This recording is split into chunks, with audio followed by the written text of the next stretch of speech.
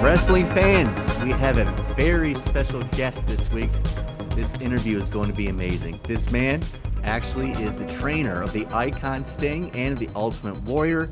He was a referee during the golden era in the 80s and 90s. He was a ring announcer. My God, he's a published author of 3 books. I know I'm missing more, but please welcome to the show, Bill Anderson. Bill, thank you so much. Hi, thank you very much, Aaron. Pleasure being here. Now, Bill, as we were saying right before we recorded, you have a lot of experience in the business. You've done a lot of things. We're not going to be able to cover everything in just one episode, but thank you very much for your time. And I just want to ask, how did you break into the business? Well, I live currently in Arizona, and that's where I started out here in 1973. I used to go down to the wrestling matches where a promoter named Kurt Von Steiger, who him and his brother Carl were a great tag team in the 60s and 70s, mostly for Don Owen up in the Pacific Northwest.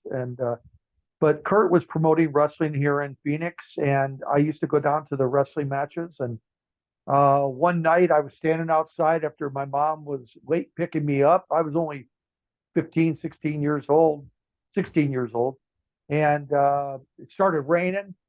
And all of a sudden, the front door of this little tiny arena opened up. And this lady opens the door and says, "Hey, what are you doing out in the rain?" I said, "I'm waiting for my mom to pick me up."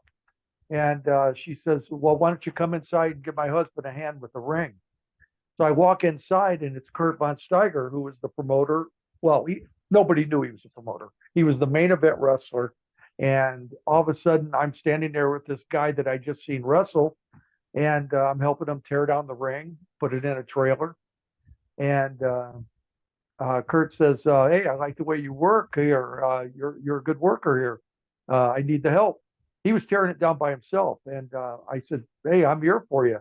He says, "We'll come back, next Friday, and I'll let you in free.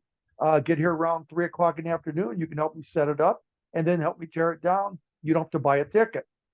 And the tickets were only about $1.50 back then. So that tells you how cheap my labor was. Right.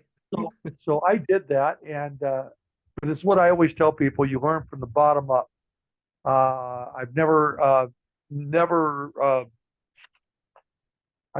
liked when my wrestling students years later would tell me, "Oh, I'm tired. I don't have time. I don't want to help with the ring. I don't want to do this, do that."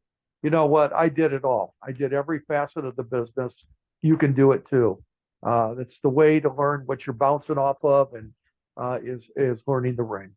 So anyway, I learned from Kurt how to tear a ring down, how to set it up, and through the next year or so, I started graduating into training with him.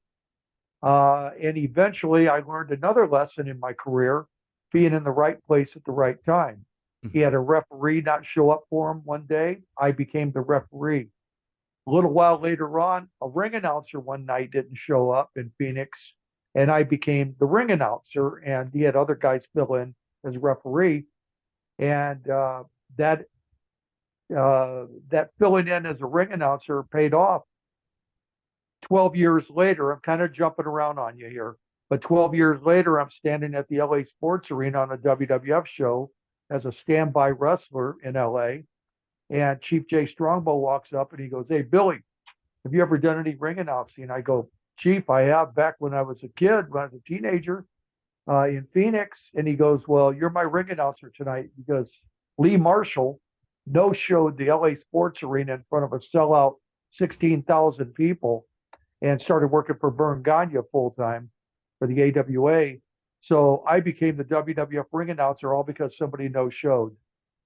And just a couple months later, because I became the ring announcer, I got my Screen Actors Guild card, because Hollywood came a calling for Roddy Piper's TV show, tag team with him and Jesse Ventura.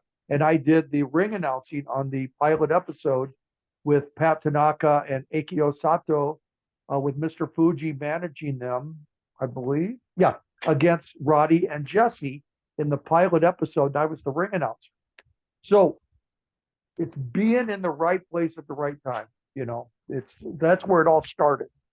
And Absolutely. that's a very Absolutely. quick synopsis of that. And Lee Marshall, in case the fans recognize that name, the WCW fame, he would go on over there to be Oh, their ring announcer. Lee was the greatest. He was a very, very, very close friend of mine. I still mourn his death to this day. I hung out with Lee a lot back in the 80s, uh, before and after his WWF days. I worked a lot of shows for Vern Gagne's AWA in Vegas, at the Showboat Hotel for ESPN tapings. Wrestled on those under a couple of different names. Hmm. Uh, some with blonde hair, some with dark hair. Now it's just all gray hair almost. And but Lee was the commentator for those, and it's always a joy being around Lee. First class gentleman, one of the greatest voices to me in professional wrestling, and that's no slant toward Howard Finkel and Jimmy Lennon, who I idolize, both of them guys. But Lee Marshall was one of the greatest. I was actually going to bring up Howard Finkel. Do you have any memories of Fink that you can share? Oh yeah, Howard. I love being with Howard in the ring, working for WWF, doing their TV tapings when I was an enhancement talent a lot for them on TV tapings, and I would always be in the ring. You know, the stars always introduced second, so I'm in the ring, and Howard would always, before he was ready, before the TV cameras turned on, he would walk over. Hi, Billy. How are you doing? Are you still from Goodyear, Arizona? And I go, yes, Howard. And he was, good to see you again, Billy. And he walked back over to the center of the ring. And Howard was just a dear friend too, very nice man, and one of the most legendary historians. He knew everything. His mind never let him forget statistics. He didn't write anything down. He didn't need to. Unlike me, when I was ring announcing, I had to have everything cupped in my hand in my paper. Howard had a memory like a hawk, man. He could remember it all, and he was just the greatest. I was around Howard for many many years. I last saw him about a year before he passed away. He came to the Cauliflower Alley Club in Las Vegas, and I was sitting selling my books and just doing some autographs at the Cauliflower Alley Club in their uh, uh, gimmick room, what we call it. And Howard walked up out of nowhere, and it was like, oh my God. I hadn't seen Howard in about 15 years. So great to see him. He was just a real gentleman. Uh, there's not enough words you could say to describe Howard Finkel. He was just that good at everything. I had the pleasure of meeting Howard at a house show one time. I was sitting front row, and he took the time to talk to me all during the show. Just down to earth, just really, really nice man. I cannot say enough good things about Howard Finkel. I agree with that. I agree with that. I've liked him from the day I first met him, and we became instant friends. I always appreciated how kind he treated me in the ring because when he's introducing Paul Orndorff or Adrian Adonis or Greg Valentine or whatever, he doesn't even need to come over and say hi to me. I mean, I'm in the whole scheme of the business. I didn't mean that much in that match, except working with this other guy. But he would always come over and treat me as an equal, and he did that in the dressing room as well as in the ring. And I always appreciated that. He was a real pro. I like that. Amazing. Let's go back to 1983 for a second. The promotion that you were wrestling for, it just got bought out by Vince. They bring you in, and you're starting off as an enhancement talent on the West Coast. What did the boys in the locker room think of Vince Jr. back then, and what was the atmosphere like? As I recall, the atmosphere was very good. Uh, the boys were very tired. They were working pretty much 7 days a week, about 300 shows a year, if not more. I remember hearing Greg Valentine, Tito Santana, both saying that they hadn't had a day off in like 90 days or 100 days, working every single night. But that's money. And that's the name of the business. You have a family to feed, and that's what you have to do. It's better than on the flip side of having one booking a week. So, but the deal was Jeff Walton, who was the publicist for Michael Bell, and Mike were booking the undercard talent for Vince when he expanded to the West Coast. And Mike had signed a no clause agreement, like a no promoting clause, that he would not promote against Vince, and decided to like come out of retirement and be the new LA promoter again. His days were over, and he resigned to the fact that Vince was taking over. So he was one of the smart promoters that just gave in and said, you know what, I'll take a buyout check and just say I'm done with it. He was kind of done with the business anyway. Yeah. And thank God I got along great with Mike, because I became one of the 5 to 8 guys that initially were promoted by Mike to Pat Patterson and to Vince as local talent to get the job done in the ring. And they took chances on me. They put me over Paul Orndorff, Magnificent Zulu, different guys when they certainly didn't have to. In the scheme of the business, they were bigger names than me. But I was liked by the boys. I loved the business. They could see I was enthused about the business. I had a great passion for it. And I worked my butt off in the ring to prove that when I was in the ring with these guys. You know, from Big John Studd to SD Jones to whoever they were throwing me in with, the spoiler, Don Jardine. It didn't matter. I was working hard. Gordman and Goliath I was in the ring with during these WWF shows. So I proved to them I could do my business and I could handle myself in the ring and work hard.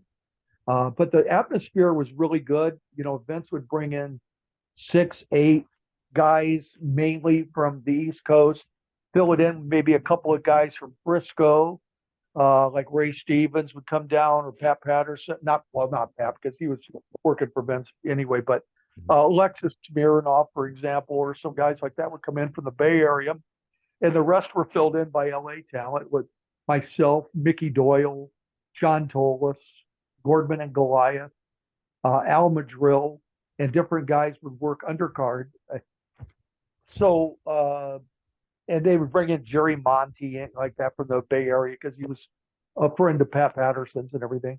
So, but we got the job done, and we filled the undercard just fine. Saved Vince a lot of a lot of airline flights were saved in those days, because it was a gamble. It was a risk. Vince was putting it all on the line a year or two before WrestleMania 1 to see if this expansion was everything he had hoped and dreamed it could be. And it turned out it was. And then some. And that, you know, and I still look back on those days. I never felt the adrenaline rush of being in the ring as a ring announcer eventually, or a referee, and having Hulk Hogan being introduced and coming down the aisle. There's nothing like it in my life. I mean, I get goosebumps right now on my arms from even saying that, because I go back in my mind to the fan reaction of Hulk coming down to Eye of the Tiger or whatever it was at those days. It was just incredible. Fans nowadays couldn't even appreciate, because I know he's easy to make fun of or be the butt of jokes and things like that, because he's older now and he's beaten up and broken down like we all are as we've aged, and our knees are shot. And it takes me 5 minutes to get out of this chair I'm sitting in. You know, Hulk was in a league of his own in those days. And Andre the Giant too. A lot of those guys, the Ultimate Warrior, and a lot of those guys when they came down the aisle was just something to behold. That I'm quite proud of being in the business with those guys and knowing them all. Yeah, I'm lucky enough to be old enough, I guess you can say, to experience like the Hogan era. I really wish I was around to see the Bruno reaction from the crowd and like that kind of era. But yeah, people today they don't know the passion that people had for Hulk Hogan. Like Hulkamania legit ran wild all across America. It It was did. it was It the did. number It one was thing. Yeah. really something. Yeah, it was really something. And unfortunately, I wished I could have been around on the East Coast to see Bruno work. I've seen a couple of Bruno matches live, but they were at the end of his career. I wish I could have seen him in his prime, because I've seen video, and there wasn't much like him either. He was pretty impressive. He could go. Yeah, he could go. Yeah, and Um, that's when he was heaviest. He was bulked out, and he yeah, could throw punches like it was nobody's business. absolutely. Now, speaking of Vince, though, there's a pretty good story that you tell. You have a Vince impression, and you were doing that in front of the boys, and you thought you were going to get fired, right? Yeah, I was in the dressing room, and Dino Bravo, God rest his soul. I love Dino. Dino used to tease me because back in those days, I had dark hair and it was up high. It was a little Vince-ish.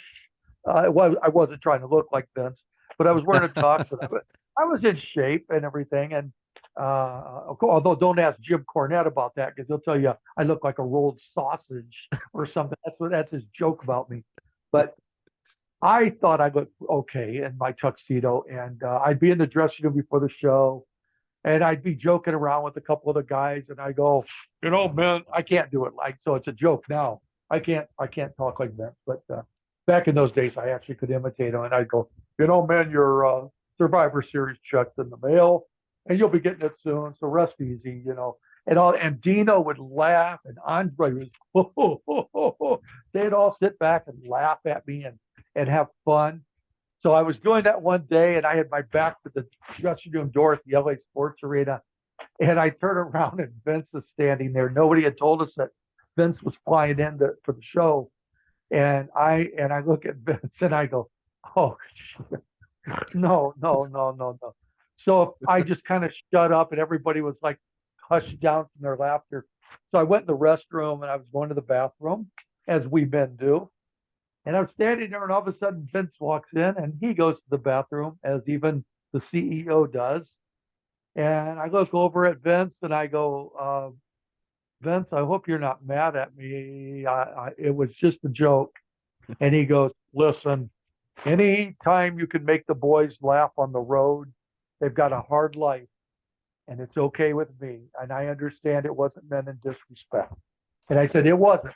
I've never disrespected you in my joking around with your voice or your look or anything like that. It was always a business thing. And he goes, no problem, no problem. And I was like, thank God, because I could have been fired that night. A lot of other bosses might have just said, you know what, you want to imitate me?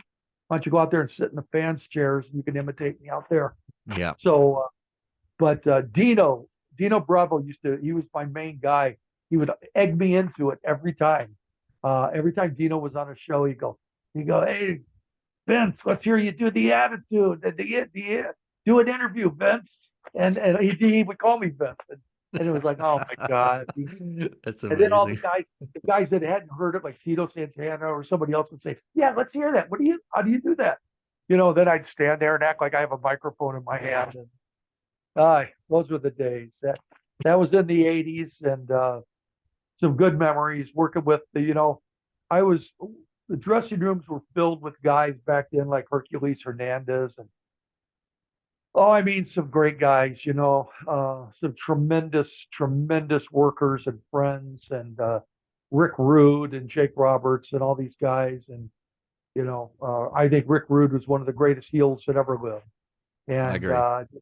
yeah, great memories of being around Rick, and just good times. I was very proud of the roster of all the talent that was on these shows. It was like you were proud to be associated. It's like if you were an actor and you're in a movie, a Western with John Wayne and Robert Mitchum. It's like, how can you go wrong? I don't care if you're the bartender in the scene. You're on the set with these kind of guys. Are you kidding me? So you're Absolutely. proud, and that's the way I looked at it. Absolutely. And we'll probably talk a little bit more about Rick Rude later on and how he helped the Ultimate Warrior. But right now, I want to talk about one of the bigger stories that happened earlier on in your tenure at the WWF. And that was the day that David Schultz got fired. Why don't you tell us about that day? And didn't it start with an argument with Mr. T? The way I recall it happening, I was a standby wrestler that night. This was before WrestleMania, uh, and it was the LA Sports Arena, and I was back in the dressing room area. Uh, I did not witness the initial argument between Schultz and Mr. T. T was back in the dressing room area, I think talking to Hogan or somebody back there. He was back there visiting the boys. Maybe it was Piper. I don't remember everybody on the show. The only guys I remember on the show was Schultz. I remember, I believe the British Bulldogs and Jim Neidhart were there because they played into what happened later. But all I recall, this is the way I recall it, is a match started after, I believe, intermission, and Mr. T had been in the dressing room. He walked back out, and he was out in the fans sitting first or second or third row. And the next thing I see is David Schultz, who's not introduced. I was not the ring announcer. I think Lee Marshall was the ring announcer in those days. Okay. Yeah, and I saw Schultz shoot through the curtain toward the ring, and Chief Jay Strongbow, the road agent, walks out and he goes, Billy, get the police. And I go, what's going on, Chief? And he goes, don't let Schultz make contact with T. So I remember there was some police, real police, LAPD, were by the curtain on the other side of the curtain, making sure fans didn't come through. And I just said, hey, get that guy and bring him back and don't let him make any contact. And they were like, is this part of the show? And I go, no, get him and bring him back. So I went back by the dressing rooms, and Chief is standing there, and all of a sudden, a couple of seconds later, Schultz is being brought back like with these cops with their hands under like his armpit, leading him back. And through a lot of words between Chief and Schultz, as I recall, this is, we're talking 39 years ago. Mm-hmm. So it's a hell of a long time ago. But what ended up happening was Schultz wanted to go back out by the ring, and the cops were told by Chief to not allow him and put him down on the ground. And it's just cement floor back there in the dressing room area. And so they put Schultz on his belly. And what ended up happening was they handcuffed him and then hogtied him. They put shackles on his feet and secured it with his hands. So he was actually hogtied, just like, you know what a hog tie is. Yeah. Guys like on his belly hogtied and yelling a storm. And all of a sudden, Neidhart comes running out. Davey Boy comes running out because they were all friends of his from the Calgary days or working for Stu Hart. And in those days, it was very political on everybody's side. They sided with on anything. And a lot of guys didn't like T because he was obviously an outsider breaking into the business that Vince was bringing in, but for good reason. We needed Cyndi Lauper. We needed Mr. T. It was just a time period that it had to happen, and maybe we didn't need John Stossel, but we did need Cyndi Lauper and we did need Mr. T at that time. And Vince felt that they needed to be protected. So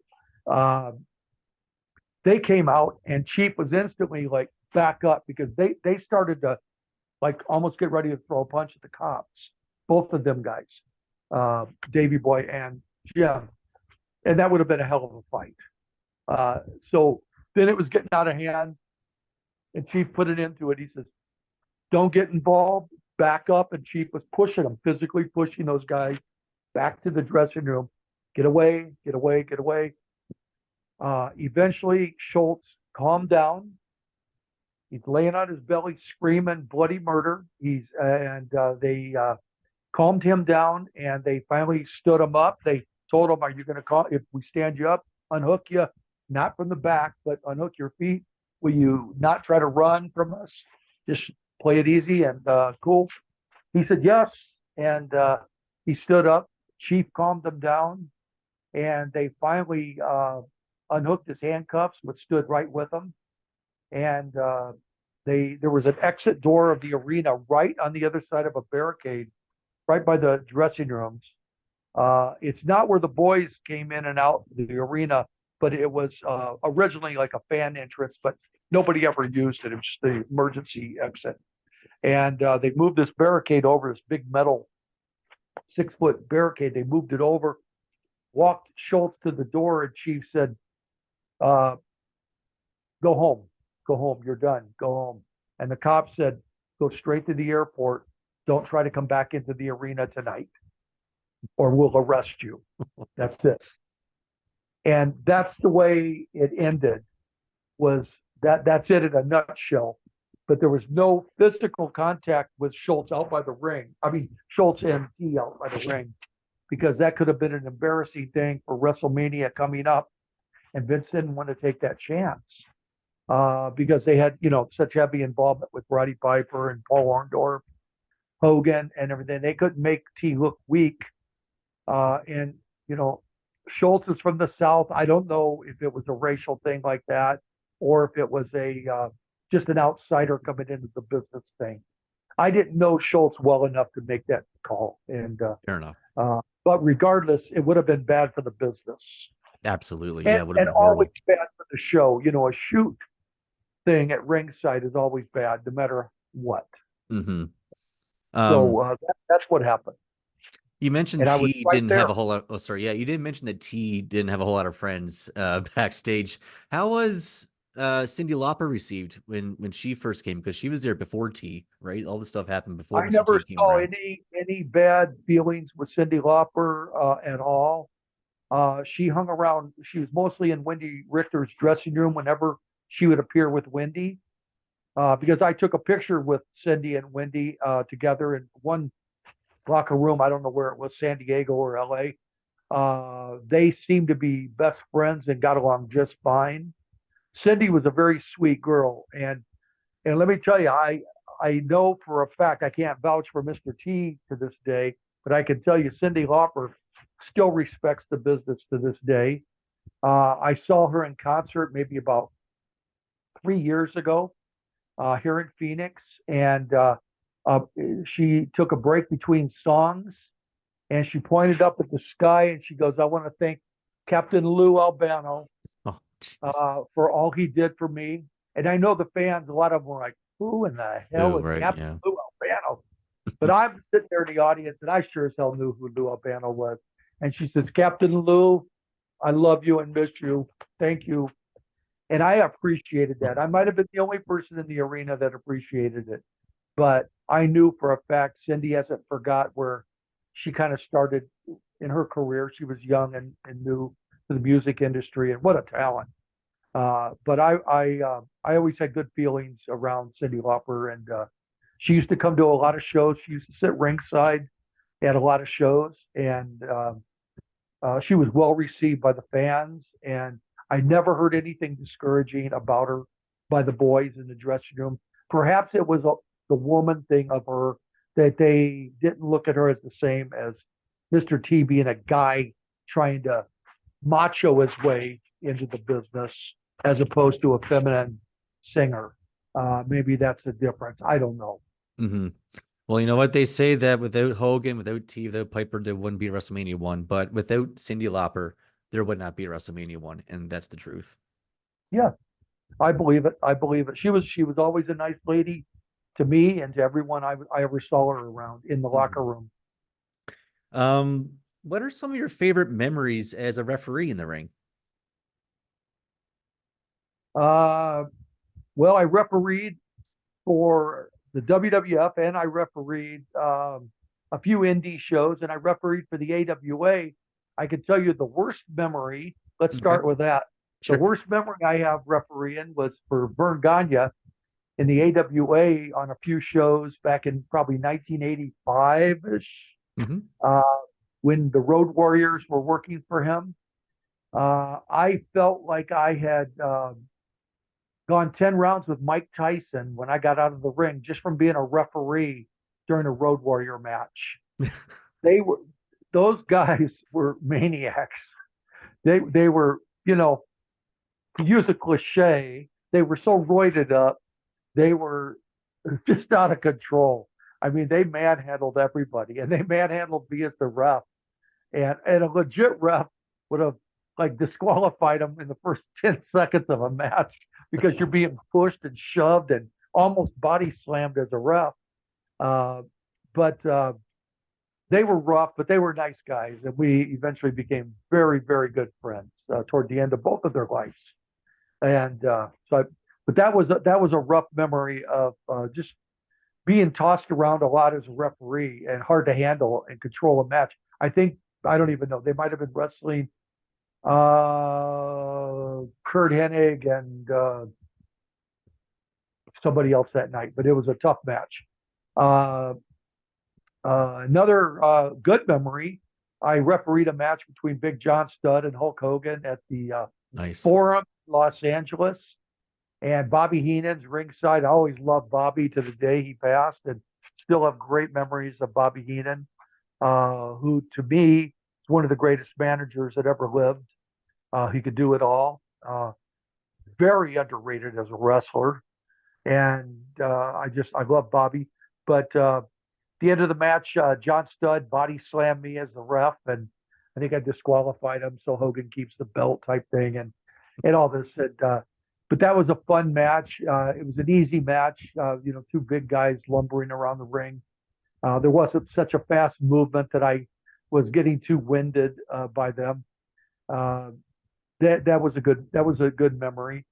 Uh, Many nights, I refereed matches with the Wild Samoans against the Moondogs, the Moondogs against Adrian Adonis and Dick Murdoch. I have to cut you off right here really quick. Speaking of the Moondogs, do you have a Sailor White story? No, actually, I don't. Although I did wrestle them in a tag team match, and I don't have a story from it. I just remember working a house show in Fresno at the Selland Arena against them, and Steve Pardee was my partner, and I just remember the match being good, and I was enjoying working for them. I always enjoyed the house show matches for me because I was getting double pay because I usually was the guy that set the ring up too. So, because I was in charge of the ring crew on the West Coast for many years, all through the 80s. I set it up in 5, 6, 7 cities a month, and I would supplement that income with refereeing, wrestling, ring announcing, whatever they needed me for Yeah, yeah. on the same show. Sometimes they would just throw me in a match with another local that was there as a standby and just say, "Hey, Billy, why don't you wrestle this guy and go on out there and start the show?" Cool. Sounds good to me, Chief. Or whoever the road agent was, Renee Goulet or Jack Lanza or Tony Correa. Yeah, And yeah. I'd make double pay for the night and have a good night. I had a wife, kid at home, and so I needed to support myself, and so it was good. Of Good course. money back in the days. Yeah. Sorry, I had to bring up Sailor White just for a second. I don't know if you can see my flag in the background, but that's a Newfoundland flag, Newfoundland, Canada. That's where Sailor White's from. We're all huge Sailor White marks around here. So anytime we can mention him on the honestly, show. I wish I had a story to relate to that, but I don't. That's all good. All right. So Now, sorry to cut you off, let but me yeah, we're tell talking you, good memories as a referee. if you were a Dynamite Kid fan, I could have some stories for you. But if you want to hear one real fast, Absolutely. not a good one. You want to hear not a good one? Not a good one. Let's go. Let's do it. Okay. I love it. I was doing the ring crew in I don't know, late 80s up in Reno, Nevada. And after the show, I'd been the ring announcer during the show. British Bulldogs were on the show. And after the show, I had 2 helpers tearing the ring down with myself, carrying the plywood off, putting it in the truck. We had a long walk from where the ring was to where the truck was. And all of a sudden, Chief Jay Strongbow walks out to me and he goes, "Hey, Billy," he says, "whose drink is that on the floor right over there by the ring?" I said, "That drink, that's my guy, Tony. That's this heavy set kid over here. Tony's helping with the ring." He says, "Well, you better watch him because Dynamite just came out and poured something in his drink before he left the arena to go catch a plane." I go, "Are you serious, Chief?" And he goes, "Yeah, I'm serious. I'm just giving you forewarning." I go, "Okay." And it didn't take, I swear to God, 2 minutes And I look over at my guy Tony, who's only one of three guys with myself tearing the ring down. And Tony's moving like a cartoon in slow motion, just like walking, like every step is like torment in his body. He had been roofied by dynamite. And, there's a kid that helps drive the ring truck, helps tear the ring down. We were on our way to Sacramento for our next show after there. And then from there, going to San Francisco. And make a long story short, Tony was done. We had to let him sleep on the floor while myself and my other guy tore the ring down by ourselves, all because of dynamite. There was no repercussions back in those days because Dynamite was a star, and the ring crew played way second fiddle to that. So I had other stories with Dynamite like, involving that same type of behavior. Unfortunately, can't knock his work in the ring. Who could? He was a superstar in the ring. But that's a brief Dynamite story. Now, how did he know this heavy-set kid couldn't have died from a heart attack or anything else, taking a pill that he had no knowledge of, it could have been allergic to, could have died on the spot? And in fact, we had to stop the ring truck twice on the way to Sacramento because we let him sleep on the pads in the back of the truck. And we had to stop the truck to make sure he's still breathing. And we would open the door and we literally were yelling, Tony, Tony.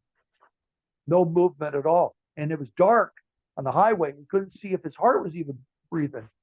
So we'd have to climb up in the back of the truck and feel his chest, feel his heart moving. And we were like, oh my God, we hope he can sleep this off. We didn't know. What if he dies in the ring truck? How does that look? Right, yeah. My God, the repercussions were immense and a lot.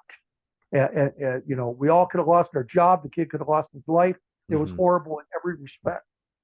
But they let Dynamite get away with that stuff for years and years and years.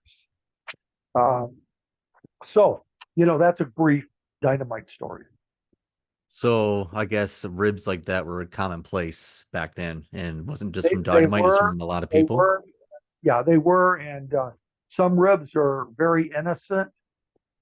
I remember I was in Calgary one night doing TV tapings. I was wrestling on those. This is, I don't know, maybe 1991 or so. I had flown up with John Tolis. He was working as the coach for Mr. Perfect. I don't know what year that was. But that night in the Saddle Dome, I believe is where we were working in Calgary, Tolis came back from the ring, and the Nasty Boys had cut his shoelaces right down the middle. So John was a impeccable dresser. John goes to put his dress shoes on and put his suit on to leave the arena, and he has no shoelaces in his shoes. And he was hot, let me tell you. You might as well just thrown a pie in his face. He was so bad. And he told the Nasty Boys in no uncertain terms, he knew it was them. He said, you do this again, and I'll do a bunch of them. Yeah.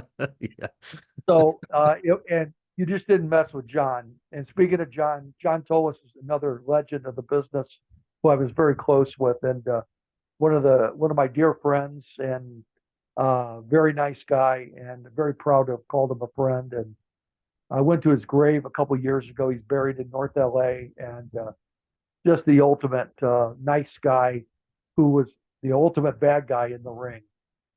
Back when bad guys meant something in the ring, right. in the 70s and everything. And I wrestled John many times, and what a legend. What a legend. I was so proud to be in the ring with John.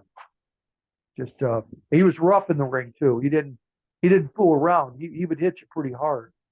But he believed in realism, and that was fine because I didn't take it personal with John. So, yeah. Speaking of realism, though, do you have any crazy fan stories? People have taken things a little bit too far, thinking that it was all Yeah, real. yeah, I could tell you a story. I won't make it long, but I could tell you a story from 1975. I was wrestling in Johnson City, Tennessee, and myself and Chris Colt and Mike Boyette were doing a six-man tag team match with against Ron and Don Wright and another wrestler named Ed Wolf. Uh, it was a six-man tag main event, Johnson City, Tennessee, some armory or such. And Colt, I was working as Bill Colt, Chris's brother, but Chris threw Ed Wolf over the top rope, kind of threw him, guided him over. Ed Wolf hit the floor, and when he hit the floor, the back of his calf hit a chair that was used as a manager's chair to sit on that was used earlier in the show. Okay. It was an old wooden chair back, this is the 70s, did they have metal chairs in the 70s? I don't know. It was a long time ago, and it was a wooden chair, and the back of his leg stuck in the chair. Okay. And blood started spurting out like a garden hose, and I'm not exaggerating. And as it spurted out, I was on the apron of the ring. Boyette was on the inside with Colt. They were working over the Wright brothers, both of them, double teaming them. And some fan, old man, gets up and grabs me with a vice-like grip around my boot. I don't even know which boot, doesn't matter. Grabbed me around one of my boots with a vice grip. I couldn't shake him off. I was frozen. I was green. I was an 18-year-old kid. I'd only been working a year in the business in Arizona, going to Tennessee to work against, Mongolian Stomper and Fargos and Tommy Rich and Tojo Yamamoto. I was, in a whole new environment. And there I am with this guy grabbing me around the ankle, and he starts reaching in his pocket and digging around, and he comes up with something in his hand, and it's a knife. Boyette comes through the ropes. He says, "Get your ass back in the ring." And I looked at Mike, heard every word he said, and froze still. I could not move. I looked back down. The floor is turning red in a puddle like you wouldn't believe. Yeah. Around Ed Wolf's leg. All the fans are just starting to move closer to the ring and closer to the ring. They were all in shock. They did that once on the other side couldn't see what had happened to Ed Wolf. They saw him go down and never get up. The fans on his side saw the blood. All of a sudden, all the fans are coming toward the ring. This guy hits this blade, and the knife comes out, the blade comes out, and Boyette again yells, "Get your butt in the ring." Yeah. I wouldn't move. I was froze. Oh my God. Boyette finally runs down the apron, kicks this guy with his right foot right under the chin, and knocks this old man, this old farmer. He was wearing like bib overalls, just left the plow that day to come to the show. And he kicked this guy so hard, it looked like it knocked him cold when he hit the floor. And Boyette was throwing me into the ring. And the three of us are in there with the Wright brothers. And the Wright brothers, they're the local babyface legends down there. They were like, "Okay, guys, we got to make this quick. We got to fight our way back to the dressing room, or you guys are never getting out of this arena tonight." So we fought our way back to the locker room. We bolt the door in the heel dressing room, and we were there until 3 a.m. when we were told every car had left the parking lot except our car, that was the only one left in the parking lot. And we lived in Nashville. We had an apartment in Nashville, and I was sharing an apartment with Chris. Mike Boyette had an apartment. And so we left and went back to Nashville. And I'm going to make this as fast as possible because it's an important part of the story that goes beyond your question.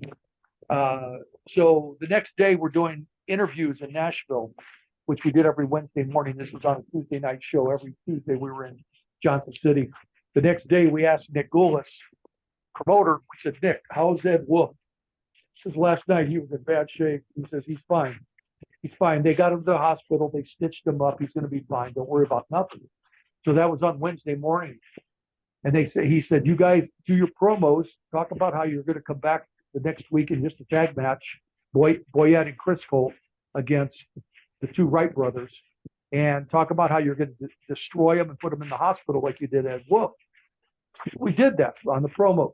I was working as a manager that night, the next time. So then during the week, we're in working different shows, Louisville, Kentucky on Thursday, Huntsville, Alabama on Friday. We're in different towns. And we keep asking everybody, hey, how's that guy Ed Wolf? Is he still doing okay? And somewhere around Saturday night, somebody says, bad news. They cut Ed Wolf's leg off. What? True story. And you can look this up too. His name is Ed Wolf.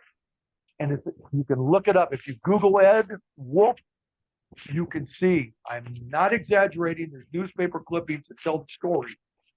What had happened was the hospital forgot to take the tourniquet off of his upper thigh at the hip.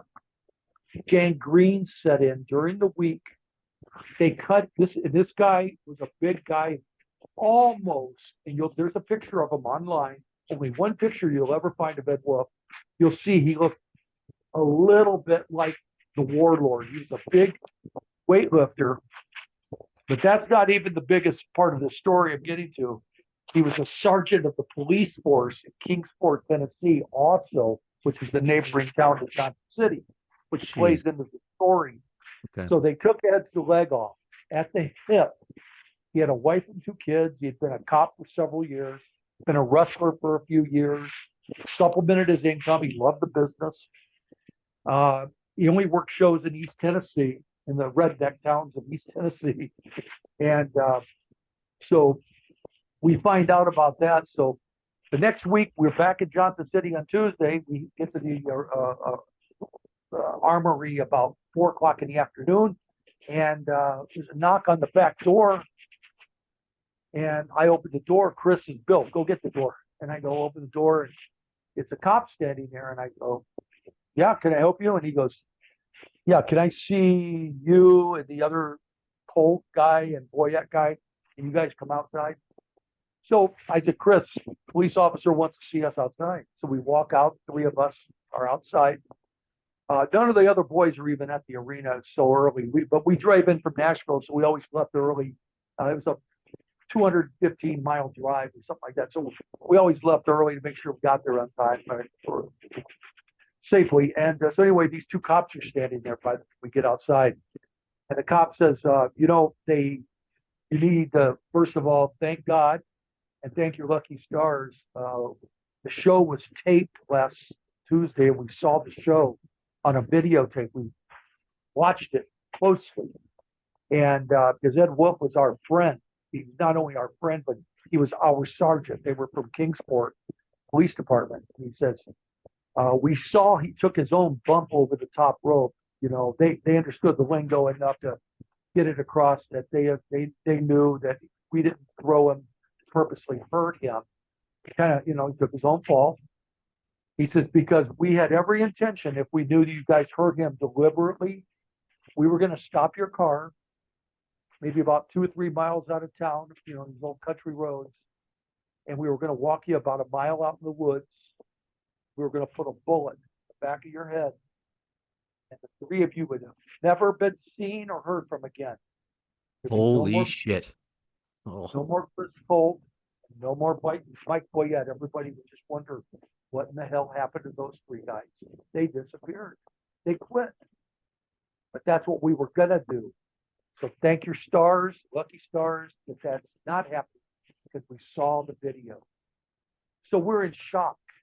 Of course, we walk back in the dressing room and these cops leave, and we're just like shaken because this is what I always tell everybody. Every night I was with Chris Colt for months on end was life-threatening. Every night was like almost an end to my wrestling career because of how crazy this guy's lifestyle was. With the fans, with the wrestlers, with everything that happened. with drinking, drugs, and everything else. So that night we almost lost our life. I wasn't even 18 years old actually. That Wow. could have been my life. There would have no you would have been sitting here right now with an empty chair sitting here, getting no, getting no response to your questions. That's how close I came to dying in 1975, 49 years ago. That There was is an there insane would have been story. no there would have been no Warrior. There would have been no Louis Spicoli. There would have been no a lot of things. So, you Well, you know, know what? Speaking of there would Warrior, be no ex-wives. There would be. I think this is a perfect segue to go right into the Ultimate Warrior, actually. This is going to be a part two question, or two-part question, sorry. The first one. You trained some of the most iconic wrestlers of all time, including, of course, the icon Sting and the Ultimate Warrior. How did that happen? Did these two guys just happen to walk into a gym one day and say, hey, we want to be wrestlers? Train us? No. Here's a story. Uh, Red Bastien, who'd been living up in the Bay Area for a Who big part discovered of his John life. Cena, correct? Red Bastien? No, I think that was Rick Bassman. Rick Bassman, sorry. Okay. Yeah, Rick Continue, sorry. Bassman, who's involved in the story. Okay. Red had just moved down from the Bay Area, moved to LA, and I was going through a divorce, which kind of goes back to the last joke. And I was going through a divorce, and I was living in Phoenix at the time. And I called Red, and I said, "Hey, Red, I'm going to move back to LA." I said, "I got to find an apartment and a place to stay." And he goes, "Billy, you don't need to find a place to stay. You got one with me. I've got a huge one-bedroom apartment. I got two beds. You're welcome to stay with me, but I need a favor." And I go, "What? What's going on?" Red was the current part of the road agents for WWF at the time. This was in 1985. And I said, "Red, anything I can help you with? You got it." And he says, "Well, I'm going to be training a bunch of guys. I got a camp coming up, 6 guys. 4 of them are kind of recruits from a guy named Rick Bassman, who was investing in a idea of a 4-man team called like Power Team USA, like 4 guys, good-looking guys, great bodies, kind of like all-American guys, young guys, bodybuilding kind of guys." Kind of like a stable of American gladiators, almost. Yes, yes, Okay. yes. And he says, this guy, Rick Bassman, is already paid me to train 4 guys. Steve Borden, who was Sting, Jim Hellwig, who was Warrior, a guy named Mark Miller, and another guy named Garland Donahoe. And he says, "I got 2 more guys that have been referred to me. I don't know where and I don't know how, but they were Dave Sheldon, who was the Angel of Death. He became the Angel of Death. And Steve DeSalvo, who became Strangler Steve DeSalvo, and he worked as Steve Strong in Puerto Rico, I believe, and places. So he says, I got 6 guys. They're all huge, big guys. I can't get in the ring and work with them as I want to, as I would love to. I've got artificial hips, and it'd be tough on me." He says, "So I need a guy that'll get in there, take bumps for me, and I'll guide you through. I got a lot of things I want to show him, but I can't show him. You got to be the guy that shows them." I said, "No problem, Brett." I was like 28, 29 years old. I was in my prime, and I was healthy and loved being in the ring. I wasn't even paid for this. I was given a place to live. Hanging out with Red Bastien was always a joy. He was like a father figure, a mentor to me. So I love being around Red. So we started this training camp, and Bassman's involvement was he gave these 4 guys, gave them a house to live in. He rented a house for them, paid for their food, paid for their training. And I don't know what else that was none of my business and what his business was with those 4, but that's how the recruitment kind of came about. Okay. And then the other 2 guys, they kind of stayed around LA. One guy had Dave Sheldon, the Angel. He had a friend, I think, in Anaheim, so he would drive back and forth to his friend's house. We were in North LA, city called Northridge that we're doing. We had a ring set up on a racquetball court of a gym called Nautilus Aerobics Plus. If that name doesn't take you into the 80s, I don't know what would. Right. It's like working out at the YMCA. You know, it's like so. We had a ring on in a racquetball court. It was like so primitive, but that's the way it was. That's And you amazing. talk about an echo. You know how a racquetball sounds in a racquetball court. Yeah, yeah. Imagine being slammed in a racquetball court on a ring. Yeah, right. So Red had a ring built. Iron Mike Sharp, senior, not junior with the wrist thing. Senior, the old man, lived in L.A.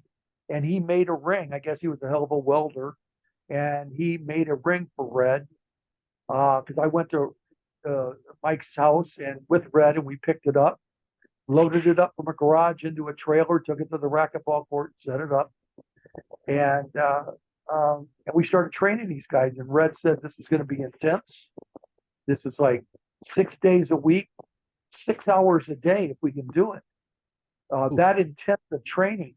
So I was in the ring, and I would say, "Okay, guys, line up," and I'd say, "Okay, let's practice drop kicks." And I would drop kick them, and then I'd have them try to practice drop kicking me. So I would take kicks to the mouth, kicks to the chest, some bodybuilders. Dave Sheldon, who's 6'7", I would be on the receiving end of all of the abuse from these guys. I think in 3 months, they shortened my career by 5 years. I believe it. But I gotta say, I love working with the guys. They were all extremely respectful to me. All of them. They didn't know me from nothing. None of them did. We were introduced one day. Red said, "This is going to be the guy that's in the ring with you. His name's Billy Anderson. Listen to what he says. Do what he says. Be respectful." And all of them did. And I stayed friends with all of them guys all the way through. And to the day Jim Hellwig died, I was a friend of his. He even mentioned me in his Hall of Fame speech the weekend he died. He mentioned me and Red Bastien. So I know where Jim's head was at. I miss those guys. A lot of these guys. Dave Sheldon. I've been to his grave in Dallas, Texas, and he died young in his 40s. And so that's kind of where the initial part started with training these 6 guys. It was very intense. I was their dummy. The only nights that I couldn't show up, because there were some odd nights, maybe on a Friday, I would be wrestling in Tijuana, and I would tell Red, "Hey, Red, I'm in a main event match in Mexico. I got to go and make some money." He'd say, "Billy, I'll bring in Professor Toro Tanaka, or I'll bring in John Solis, or I'll bring in Mondo Guerrero. Some great talent to supplement for you, to fill in." And he says, "So don't worry, they're going to be treated good by those guys." And I said, "No doubt." So that's kind of where the way it started. Okay. You know, But yeah, I guess that leads into the second part of the question. And how I had to ask, how is it that Sting can go an hour with Ric Flair every night, but it seemed like Warrior didn't know wrist lock from wrist watch, and most of his matches, we can probably count on one hand the amount of times his matches went over 10 or 15 minutes. They're always just really short. What the fuck happened? Did he take the business seriously? What was he like to Jim? Wait. Very fair question, but let's remember something.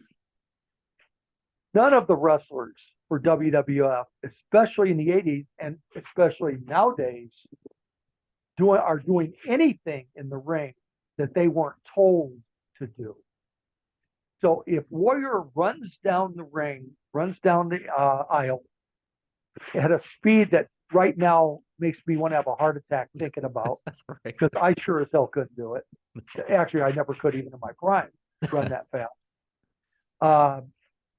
It's because Vince told him to do it that way and had a design for his gimmick to run the ropes, to shake the ropes, to be different than everybody. If everybody comes out on the card and shakes the ropes, obviously it means nothing.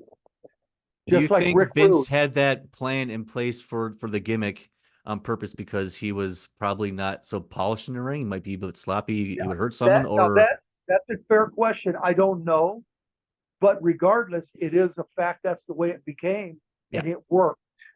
it You did. can't deny butts in seats, to quote Eric Bischoff, and his lack of knowledge with Cactus Jack and The Undertaker and Triple H and others that he didn't think could draw a dime. Uh, Warrior could draw a dime Hmm. and did draw a dime. And as I recall, and I believe there's still some attendance records that are set, maybe even one in Toronto, possibly with Orndorff or something. I don't know. Or not, well, no, that was maybe Logan Orndorff. I don't know. But there's Warrior set attendance records. He didn't have to change his Wow. style. And his style was strictly what the agents who were working for Vince told him to do. Hmm. He didn't have to do anything more than what he did. No different than you could say the same thing. Did Rick Rude really have to every night walk out and 5 minutes of taking his robe off and getting his heat and disgusting the fans with his simply ravishing body? That's what he was told to do because it worked for Rick Rude. That wouldn't have worked for Lanny Poffo. It wouldn't have worked for a lot of guys, but it worked for Rick Rude. Warrior had a gimmick that worked for him. Hogan's gimmick worked for him. They all had a gimmick that worked for themselves. Sting's gimmick, unfortunately, he got tied down into the wrestler's gimmick. He had to perform out there, and perform he did. And I could have told you at the time in training he would be like that because he showed more athletic promise in that respect. Obviously, I could pick up a lot in the training that Warrior wasn't moving as fast as Sting. Hmm. Sting had natural leaping ability. And as I have said for 40 years, Sting, I believe, could have been a professional athlete in football, baseball, basketball, any sport he chose to go into. There's certain people that are natural athletes. Kurt Hennig was another one. And not to make a pun on his Mr. Perfect, but Kurt was a natural athlete. Sting is a natural athlete. So Warrior was held to a gimmick that worked for what Vince wanted out of him, and he did it perfectly. Ran the ropes, did big splashes down on a guy. He gave the fans exactly what they expected him to come back down and be Marathon Man in there. As far as speed, boom, boom, boom, flash, and just jump, jump, jump, run, run, run. And that's all he had to do. If he would have held a headlock, people would have yelled boring Yeah. within 3 seconds. That wasn't his gimmick. It was clothesline, body slam, press, do his thing. Hmm. It's the simplest way, and it's not a cop-out answer to your question, No. but it's just the way I really believe that was his gimmick. No different than Lanny Poffo coming down, spending a minute reading a poem. Or let's do Greg Valentine in his later years. Greg Valentine moved like a snail in the ring, but he's still Greg Valentine, man. You still got to respect him. But he dropped an elbow. It took like 20 minutes for it to actually hit the mat. There's some matches that were, over, and I was introducing the next match, and that elbow was still on its way down to the opponent. Yeah. Greg moved slow, but that's what you expected out of Greg Valentine. Hmm. And you were happy with it. I was never disappointed in a Greg Valentine match. I wrestled him. I expected that. That's just the way the gimmick was for these guys, especially in those days. Fair enough. Nowadays, you can't tell anymore because everybody does 400 moves in 3 minutes. Hmm. But back in the 80s, more of an area that I can attest to, it was the way it was designed.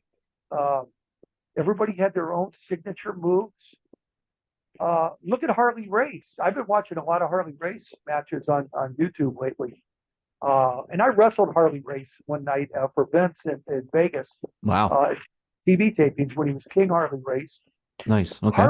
Harley only did a few moves, but he was perfect at doing them. You know, he did his, you hit him and he twirls around and he falls and his headbutts. They're perfect, but they're not like 1,000 moves. He was just excellent at everything he did. And you gave him, you gave him that leeway that he was Harley Race, who could, kick your butt in 25 different ways. There you go. Right. Yeah. And you respected him just like you did Terry Funk or any of those kind of guys. Mm-hmm. But everybody had their own style. Hogan had his own style in the States, but you But he look was back totally on different over in Japan because when you watch his matches against Muda and everybody else, like even oof. Andre the Giant. I saw matches where Andre's throwing drop kicks. Yeah. Like it's nobody's business. Who in the United States remember Andre throwing drop kicks? I saw a video the other day of Andre doing a tombstone on someone, and it was absolutely perfect. He just picked him up like he was a rag doll and just dropped him, man. It was like picture perfect. No, Unbelievable. I saw a match where Andre in Japan was running the ropes, the cross, and Holy I'm like, shit. he's the Ultimate Warrior over there, and he's like, I couldn't believe it, but that's what he knew the fans expected that of him there. He knew the fans didn't expect it of him in L.A., New York, at the Garden. He could get away with just lumbering in and be the giant, and Fair you were enough. happy and see him. You were happy to see him like that. But that's the simplest answer I could give you. Fair enough. Fair enough. To quickly circle back to Sting, why, in your opinion, do you think that he never made it to the WWF before 2015, of course? I mean, like back in the 80s and 90s, why do you think he didn't go work for Vince when everybody else seemed to? My guess was he felt Vince would put him on a different schedule than that, rather than the one he wanted, which in WCW's contract, he could name a certain amount of working dates. And I think Vince might have said, I'm just throwing this out there. Vince might have said, you're working 300 shows a year. And maybe WCW's, and he was happy with it, said, you're working 100 shows a year. And I think, Sting's a family man. And I don't think he wanted to be away from his family on the schedule that Vince had. And that's my biggest thought on that. And I think that he felt, I don't know, perhaps more comfortable with the talent roster in WCW to have control on his matches a bit more, to have just control over his gimmick. And they wouldn't try to take his Sting name or things from him like Vince probably would have in those days. Vince would have loved to have had a copyright on Sting in the 80s. Oh, yeah. 1990, for instance, or something, where then you imagine then Sting having to leave, go back to WCW under another name, and, the man formerly known as Sting or something. You can only do that beefcake thing so many times where you have 400 names. And, you're the man formerly known as the man unknown, or something. So I just think it was the scheduling. I think was a conflict with Sting that he didn't want to be under contract with Vince is a major part of it. That's my guess. My educated. That sounds good. Makes sense. I'm going to start wrapping up this interview now. I have a couple more questions I want to ask you about. This has been a great interview, by the way. Thank you. Please don't hold back. Tell us about Tito Santana. Oh, well, what have you heard? Tito Santana is not a friend of mine. I've known him. I mean, I knew him from the early 80s. From 83 on, when Vince expanded, Tito was working on the shows, and I knew Tito for a long time. I even, for other promotions, I was a ring announcer for the AWF, a group called the American Wrestling Federation, I believe. Paul Alberstein promoted it, and we did TV tapings. This was in the 90s, mid 90s. I was a ring announcer, and we did tapings in Tampa, Florida, and tapings in Chicago. I was flown in for these tapings. Tito was the booker. He had doing TV commentating. Mick Karch and Terry Taylor were the main guys doing commentary, and Tito was the booker. So I worked alongside Tito for a long time. But in the around 1990 or so, I believe it was, I was working as the Black Knight, I believe. One of my many gimmicks under a mask, because when I worked for WWF TV, after I was a ring announcer on the West Coast for Vince, I had to do TV tapings under a mask. So I had like 3 different names that I would use, and on different tapings. So I had to work with Tito one night in Sacramento, and the finish of the match was he threw his flying fist at me and hit the top of my head. He didn't like the way I got up from a body slam or a shoulder tackle or something, and he broke his little finger. He hit me so hard on the top of my head, put a knot on my head, but he hit me so hard on the top of my head, he broke his finger. Pure potato, huh? Just a real potato. Yeah. So he came back in with dressing room, cussing, screaming at the TV tapings. Pat Patterson stopped him right at the gate, right at the curtain, man. Tito, what's going on? What's going on? He goes, well, that, look at my finger. Look at him, it's all like bangled, swollen. And he goes, wait, Pat's like, with that, oh, God bless Pat, with that accent of his, let me get this straight. You hit him on the top of his head, and you're complaining about you having a broken finger? And he says, yeah. And Pat says, grow up. He says, what the hell? He says, just move on. He says, my finger's broken. He says, well, don't potato the guy then. But that was Tito's way of paying me back, because he didn't like the way I got up. And Pat was like, hey, these guys, they don't wrestle every night. They don't wrestle you every night to understand your exact style of the way you expect somebody to bump on this move, that move, this move, that move. It wasn't like wrestling Greg Valentine or this or that, No. And I had been working for 15 years in the business, but I just didn't like Tito. Tito was also responsible. Another reason I just didn't like him, and I don't like him to this day. He had one of my dear friends fired from the WWF, Red Shoes Dugan, one of the greatest referees that ever lived. He worked for Mike LaBelle for 20, 30 years, or the LaBelle dynasty in LA for years and years and years. And Red Shoes, when we all started in 83 and 84 and 85 on the expansion events, Red Shoes was brought in as a referee to supplement Dave Hebner as a referee, or Jack Kruger, or whoever else, Mel Phillips, whoever else they were bringing in as referees. And one night, Tito was wrestling the Iron Sheik in like a semifinal, main event. And Red Shoes gets down for the count. Sheik's on top of Tito. 1, 2. Then Tito kicks out. Well, that wasn't the finish. It was supposed to be a DQ. So Tito gets up screaming and yelling at Red Shoes. Ooh, what the hell do you count me out for? And Red Shoes, he's like, what are you going to do? 3's 3. You can't, it's hard to fake 3 count when you're down for like 4 seconds.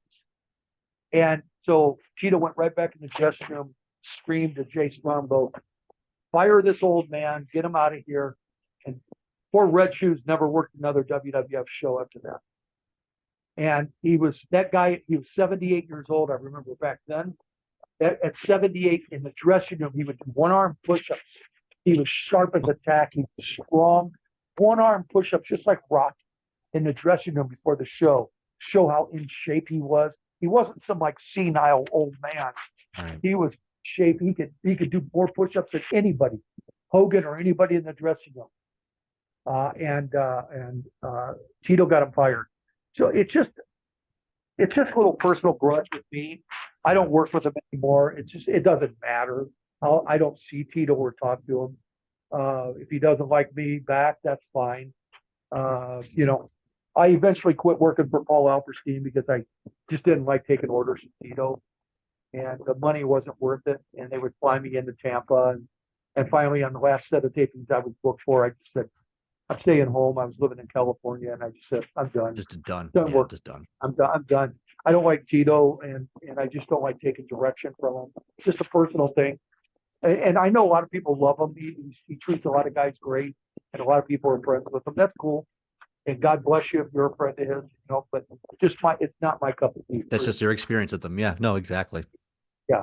So that's Yeah. I'm about to ask my last question here before I ask you to plug your books. But let's end this thing off on a more positive note than Tito. Let's talk about one of my favorites of all time, Randy Macho Man Savage. You have a great story of how you thought you were going to get your ass handed to you by Randy one night. oh Please my tell the God, audience the story. you've done your homework. I have, yes, Uh, sir. yeah, I knew Randy for a lot of years. Uh, the one thing about Randy I knew was you certainly wanted to make sure you showed his women all the respect in the world, and that's when he was with Elizabeth, and then when he was with Gorgeous George. Which, God, I hate that name. Uh, the blonde girl, and because I was around him then, I set the ring up on a TV show called Mad About You, and Randy had an episode in Mad About You with Paul Reiser back in the '90s, and I was with Randy and her on that setup. But anyway, uh, back in the '80s, I believe, yeah, it would have been the mid '80s, I think. I was wrestling. I wrestled Randy Savage on TV tapings in San Diego. Uh, I wrestled Randy at a house show here in Phoenix at the Coliseum too. I filled in for Reggie Parks or somebody that didn't show that night or was hurt, and I filled in and did the house show match. We went 20 minutes with Randy. I always got along great with Randy. Always had just nothing but respect for the guy. Uh, but that night I was wrestling Randy, and the match is on YouTube. And if you want to see a guy get height, look at it when he comes off the top rope on me. I swear to God, he was 30 feet up in the air when he came down with that elbow on me. I've never seen anything like it. I stopped motion on the picture on the screen. Were you And wrestling under Bill Anderson, your real yeah, name, or yeah, okay? yeah. I'm under Bill Anderson, and he's so high that I absolutely in shock when I watch it back. It's like, my God, did he have a jetpack on or something? This guy's incredible. So anyway, I give him a takedown, you know, a little go behind takedown. He goes behind me and hook him, take him over. He doesn't bump. No big deal to me. It's just like wrestling, you know, it's like working out, having fun, showing the people I can at least do something besides just fall down. And so, you know, we go a few minutes and eventually he slams me, goes up on the top and beats me at the elbow. Okay, that's cool. So him and Elizabeth go back through the curtain at the San Diego Sports Arena that goes to the dressing room. And I, you know, walk back. I'm selling my chest and everything. And I push open the curtain right at the middle, pull it open. As soon as I pull it open, Randy's standing there and he goes, "You come here." And I was like, "What?" Uh-oh. And he goes, "Come here." And Randy had his own dressing room with Elizabeth, little room. It's what they used as, actually a doctor used it as his room, like to do blood pressure. But it had a private rest room, and that was where him and Elizabeth had their own away from the guys. So walk in, Randy says, "Elizabeth can't do this without doing the Randy. Of course. Elizabeth, shut the door." So I knew in my mind when that door shut, I was going to get my ass kicked. Shit was about to Don't go know down. why. Yeah. I'm just a wrestler doing my job. And door shuts. And to me, I might as well have been in a tunnel 400 miles underground. That door shut. My life was over. Randy's standing there. He looks at me and he says, just want to say thank you. And he shakes my hand and I go, for what? And he goes, for not being afraid of me out there and actually wrestling. He says, all the boys are afraid of me. They won't take me down or do any fun with me. Everyone's afraid of me. He says, well, thank you. And I'm thinking in my mind, you're not going to kill me? I look for Elizabeth. And this poor woman, she could feel for me. She had almost tears in her eyes knowing what I was going through. Right, yeah. Knowing that she knew Randy's temperament and thinking like, this guy thinks he's going to get annihilated. And I left the room on a high, just like I'd won Wrestlemania. And I just Hulk Hogan. I'm like, yeah, I could wrestle the Macho Man. That's my Macho Man story. That's a great story. It's a true story. And unfortunately, everything I tell you is true. The Ed Wolf story about his leg is true. And like I said, if you go back and look up Ed Wolf, I'm not sure if it's Olfe. It's how you, but if you look it up, you'll see. And there's a bunch of newspaper articles because we had to work a benefit for him and his family in Kingsport a few weeks later with Tommy Rich, Tojo, and all the boys. Yeah. For him, and it talks about his leg being amputated in a match with Bill Colt, Chris Colt. Boy, yeah, it's all in the newspaper articles if you research. I'll definitely have to go back and look at that for sure. Yeah. I definitely don't need to exaggerate any stories because even telling the truth, they seem so exaggerated. It's crazy. Yeah. The life was crazy, especially in the 70s when the business was realer than real to the fans. You know, the fans in Mexico were crazy too. Mm-hmm. If you got time for a fast story, I'll tell you one. Of course, absolutely, please. Wrestling Atlantis in somewhere around Guadalajara, Mexico, in 1986. I was doing a 6-man tag, and you're asking me fan stories. Well, I was a heel. I had bleach blonde hair, so I'd just been introduced into the ring, and in my 2 partners are with me against Atlantis, El Rayo de Jalisco Jr., and I think El Gran Cochise or another babyface. So I'm standing in the ring, sell out in this arena. I don't know, it held 1,000 people or whatever. The sellout, standing room only. I turn around, I'm looking at the fans, and I'm yelling. I'm a heel, America. I'm the only American on the show. I'm yelling out, and anything in English got heat to it. All of a sudden, I got a thump on my head like you wouldn't believe. I looked down in the ring, and somebody had thrown a mango at me. And I didn't even know what a mango was because I didn't eat mangoes. Right. Yeah. So I look down and I see this orange-looking thing in the ring. And I'm thinking, God, that hurt. And I'm looking around. Finally, one guy standing ringside makes the move. He steps back because he thinks I made contact with him as the guy that threw it. You can always tell the guilt that he was guilty by looking at me a certain way. Right. He thought I locked eyes with him, and that's my guy. And I lost it for a few seconds, and I jumped out of the ring. He ran up to the top of these bleachers in this arena. And I followed him up. As I followed him up, all the fans were following up too. And even my opponents and my partners were following too. And once I got up to him, grabbed his hair about as hard as you can lock onto a guy's bushy head of hair, I realized and cooled off that I don't think I should hit him. Don't think that's wise. There was a spur of the moment decision that I ran up, and now I'm committed, but I don't want to hit him. So I just like squeezed as hard as I could squeeze hair follicles in my hand, Oh my God. and I let go, and I backed down. My partners came and backed me down. We got in the ring and did our match. Got done with the match. I walked back in the dressing room, and the athletic commission was there at the show. And this guy comes up to me, screaming at me, this guy in a suit. And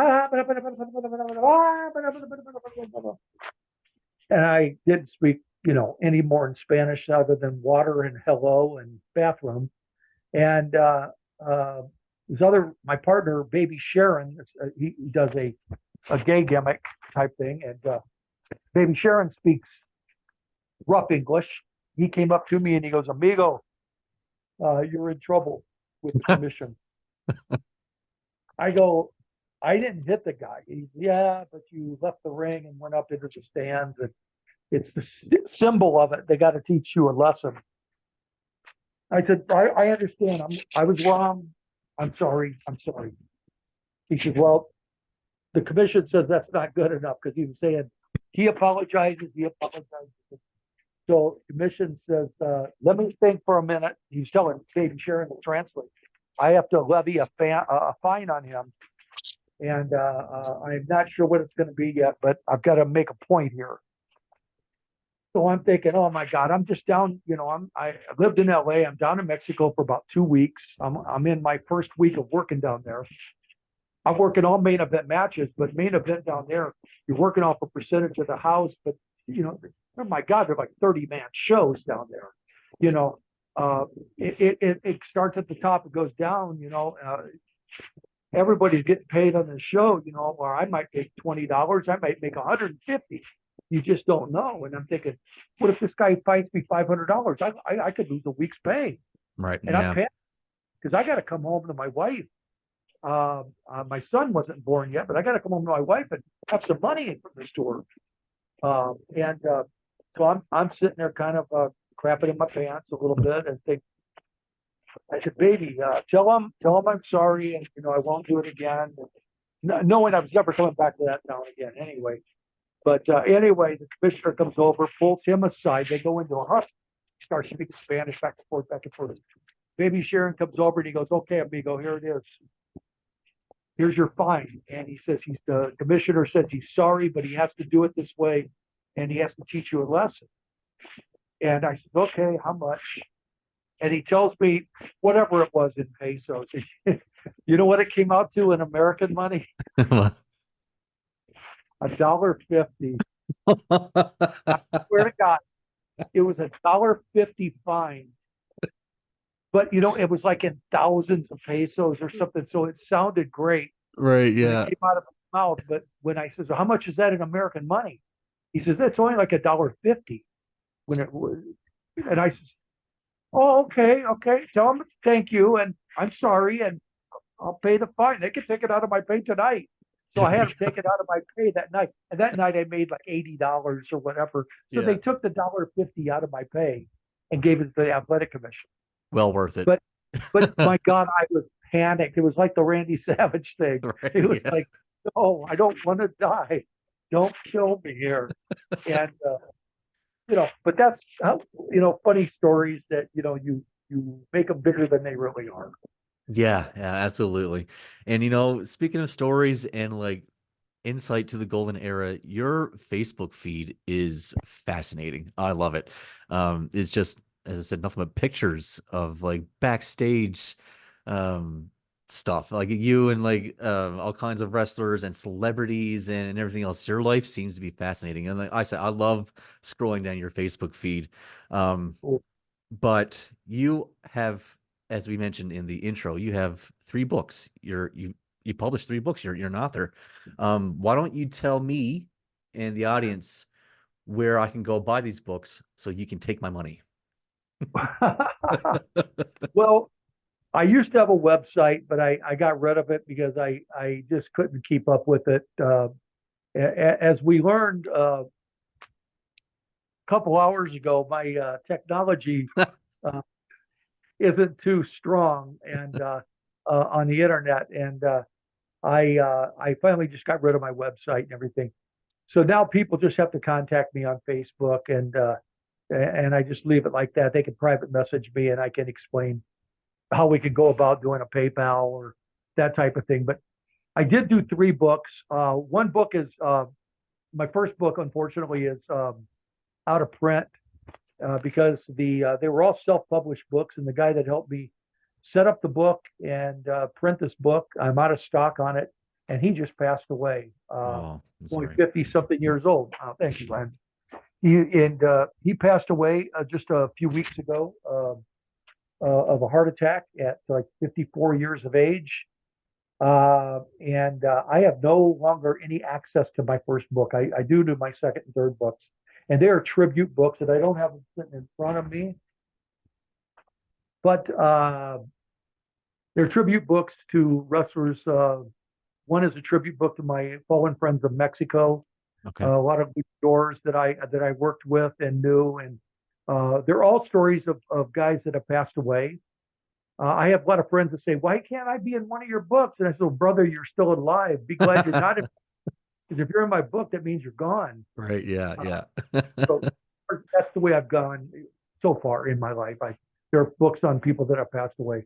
Then I did a book on my fallen friends of wrestling, of American wrestlers, and their stories and bios on, and a lot of personal pictures of me and John Tolis, Freddie Blassie, Andre the Giant, Dick the Bruiser, who I worked for in the 80s, Professor Toru Tanaka, Randy Savage, on and on and on, many guys. And those two books I do have available. And there's a lot of photos and bios on these guys, and the Mexican book with the luchadors, and then the American book with the American wrestlers are my two books that I have in print. And people can contact me on Facebook and private message me if you're interested, and I can explain things. And it's I just stopped having a website. It became more A tedious hassle. than it. Yeah, it was just for the lapse in sales, it was just like I'm keeping up with this thing, and it became and the last few years I've had some health issues. Uh, almost died a couple years ago uh, with some internal intestinal problems and heart. I still have AFib, so I have heart issues right now, and I'm 68 years old, and just trying to make it through life and finish off my run, as superstar Billy Graham would say. Yeah. Brother, you had a good run. You know, Well, as that's far as fine, far but as far as I'd I like could to tell, I'd like Bill, you have had a great run, man. Like, like to keep my run a little longer, but you yeah, just never know. right. No, of course, of course. Uh, but yeah, Yeah, it's been good. It's been good. I've met a lot of great people. And you got to remember too, in all the pictures you look at, 95% of those photos were never meant for the public to ever see before, right. because I didn't know we were going to have an internet. They were from my photo albums, and they stayed 30 years in photo albums, ones from the 70s and 80s up until 2010 when I joined Facebook. They never saw the light of day. Uh, they were for personal use, and they weren't meant to glorify or anything my life or career or anything like that. They were just personal treasures that and friendships that I took with my friends. Well, thank you So so much for sharing them because it said like I love scrolling down your Facebook feed. I love looking at all the pictures.